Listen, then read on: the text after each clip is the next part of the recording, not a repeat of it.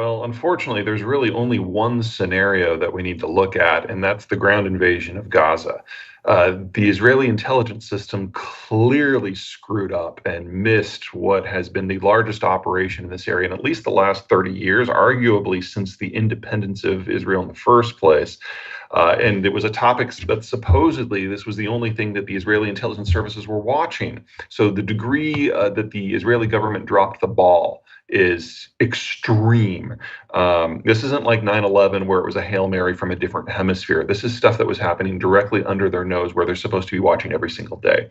And the only way that the Israelis now can deal with it is to roll into Gaza and go house to house. Because if they had good intel on where these people were, then the attacks would have never happened in the first place. So they've got to do it the old fashioned way. And that means sifting through an area with a population of 2.3 million people in order to find the perpetrators and to rip up Hamas by the roots. There is no way that that is pretty. Probably relatively low. Egypt is a security partner of the Israelis, has been for 30 years. And they used to control the Gaza Strip between 1949 and 1973, and they hated it. So there's no love lost between the Palestinians and the Egyptians. And while the Egyptians will not say this publicly, they are thrilled with what is about to happen. Oh, Yeah, Jordan is a satellite state of Israel that is basically paid for with international aid, primarily from the United States. So that's not a security threat either. Syria is in a civil war. They don't have the capacity to control their own territory, much less do something at the Golan. That just leaves Lebanon, which is a failed state. And while Hezbollah has some teeth, what they don't have is an army. So they might be able to launch some rockets over, and that might cause some heartburn in Tel Aviv and Jerusalem. But it's not a traditional invasion. So from the Israeli point of view, all of the local states are known quantities. The only questions that matter then are Iran and Saudi Arabia. In the case of the Iranians, they have some missiles that could reach Iran, but nothing that can change the balance of forces on the ground. They certainly can't deploy an army because they'd have to go through Iraq and Syria just to get there in the first place. That's well beyond their capabilities. And then there's Saudi Arabia. Now, the Saudis have been pushing for a direct alliance with the Israelis. They've been quiet security partners for the last 20 years.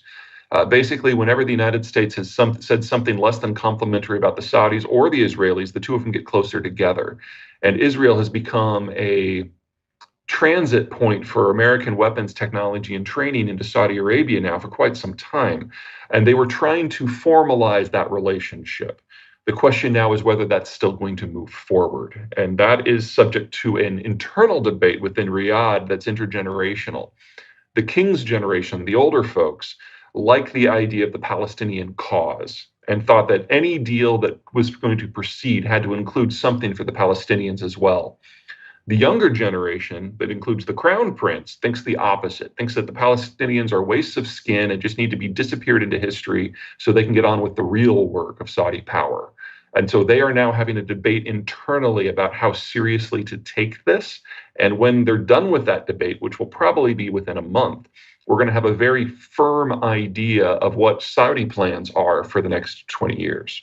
Well, keep in mind that the Middle East is run by a series of autocrats. So you've got your political elite, in the case of the Saudis, the royal family, who control all the levers of power. And then you have the street that has to be managed. And obviously the street is boiling right now. But this isn't the first time this has happened.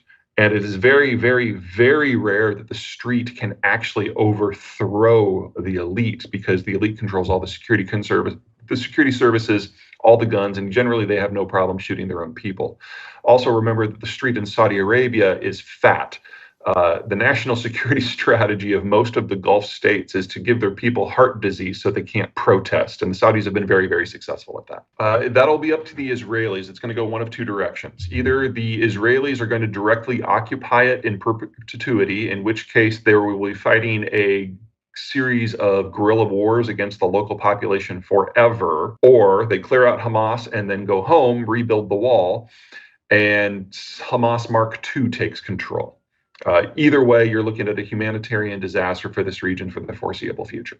One of the fun things about Joe Biden is because he's older than the pyramids, he's seen the long stretch of history here, and he has come to a lot of conclusions about who the powers are worth sticking with over the long term once you just kind of wave the bullshit away.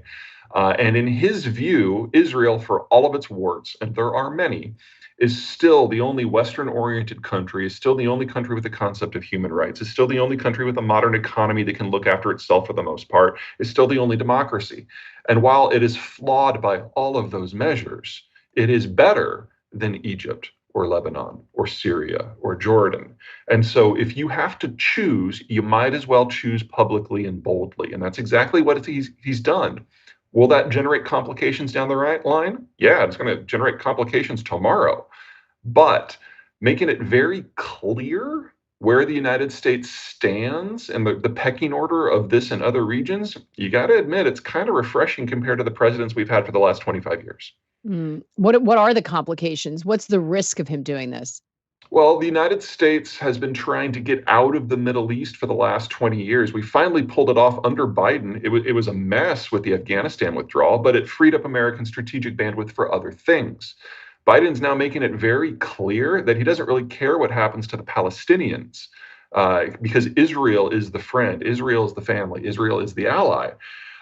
That means that we are going to be in a situation where the street, and to a lesser degree, the elites of this entire region know exactly where they stand in American eyes. And that is going to force them to take certain policy changes that we're going to perceive as anti-American. Now, I would argue that under the surface, we were already there.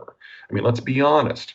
Most of the Arab world aren't friendly, and they're certainly not what I would consider pro-American. But it's the United States establishing itself as a power broker without being a manager. And the Middle East has not had, I'm sorry, let me phrase it differently. The Middle East has not had this sort of strategic power vacuum for a very long time. It's going to lead to a lot of these smaller powers taking matters into their own hands. That's going to generate a lot more hot conflict. In the case of Israel, that's just an issue for the Palestinians. But for the case of the Saudis, that means all of a sudden they have to seriously consider arming themselves. For the Egyptians, it means that they're kind of on their own. And they're going to also have to make public stances vis-a-vis Israel and show exactly where they stand. It's a bracing moment. And this region has always been a mess.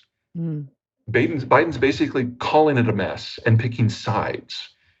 From a train wreck fascination point of view, this is going to get really interesting.